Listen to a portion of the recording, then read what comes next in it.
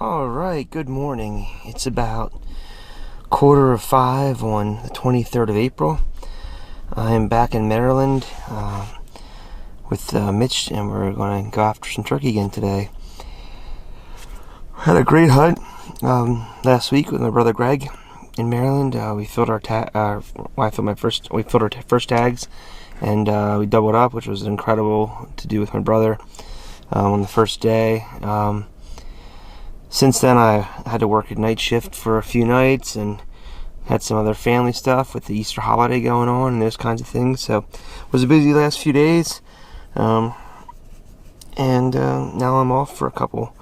And I'm going to try to use them to spend time in the woods here. Came to an area today that has a couple of different hiking trails in the area. Being used to kind of slip around this piece of public, and there's some logging roads back up in there too, and I'm going to go on this one chunk of the high ground here where a couple of ridges kind of come together, almost looks like a turkey foot from your topo maps, but I'm going to get at that hub there to listen. And Mitch is about a mile or so down the road.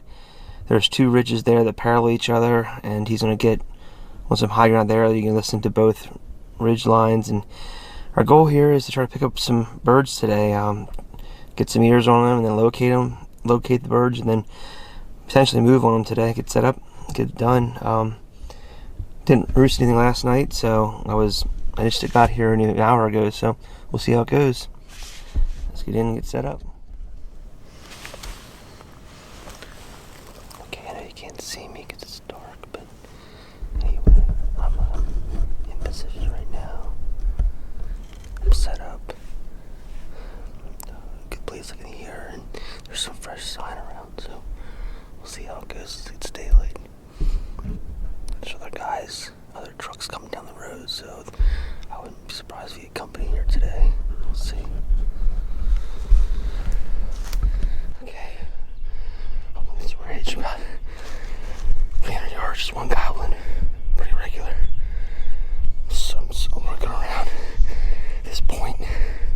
It sounds like he's on the east side. I'm going to hit the west side of the point, take it up, and then just get on the lip of that hill and about 200 yards and see how it goes. He's still in the trees, so I don't want to get too close yet. As you can see, these trees are pretty open yet. It's just now leaving out here. So we'll see what happens here in a bit.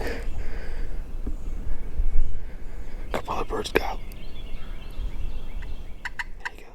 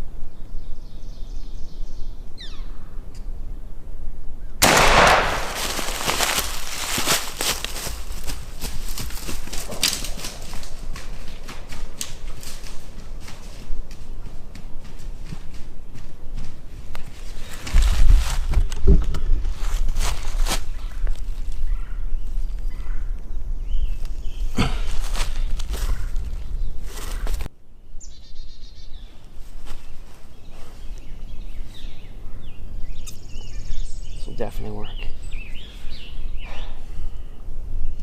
Thank you, God, for this amazing morning. Thank you.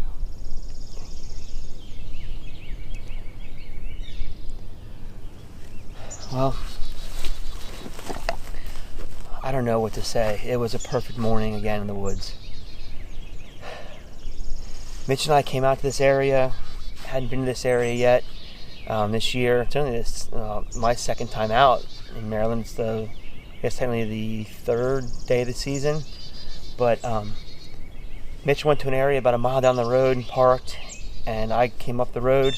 And our main goal this morning was just to kind of put our ears on a lot of ground, because we had no idea where the birds were going to be. I originally started about a quarter mile down this mountain, and I was sitting there this morning, before daylight, and a bird fired off up on top, like on the very point of this mountain. So I stood up and started kind of working toward that bird, and that bird, he was way at the top. I'm on my way to that bird, trying to make a plan, and as I'm working up this point, another bird gobbled closer, and he was down over this lip. There's another ridge or point about 500 yards that way, and he was on that point. So I kept coming up the mountain here on this point, and I tried to keep as much stuff between me and the turkey as possible. Got up above him in elevation. I probably climbed about 500 feet in elevation, covered maybe, like I said, about a quarter mile, and I was in good position then for this turkey across the valley here. Found a spot that I was going to sit down, and before I plopped down, I came to the lip of the hill here, and I waited till he gobbled. And when he gobbled, I cut him off with some cuts, and he hammered back. And then I waited about 2 minutes, and I called again, and he gobbled. And I keep a turkey wing in my vest, and I just simulated turkeys flying down on this point. I did it 3 or 4 times with some calling mixed in, and that really fired that gobbler up. His intensity and frequency of gobbling just increased, and I felt pretty confident he might come across. Like I said, he still had to come 500 yards across this big valley, but I sat down and just sat quietly, and eventually he gobbled again on his own, and I could tell he had crossed the valley and was at the bottom of the mountain, or the bottom of this little hill here. I started calling a little bit on this Cluck Ghost Cut, and my classic cherry Woodhaven pot and peg, and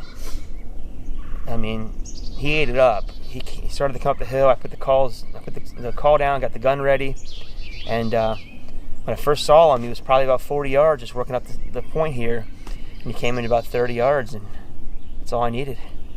Unfortunately, and I'm sorry, but at some point on my climb this morning, I hit the focus from auto to manual focus, and it's blurry footage, and it's my fault, and I'm so sorry.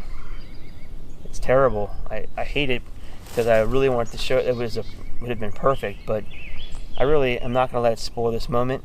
As much as I would like to get the footage for you guys, you get kind of what you get.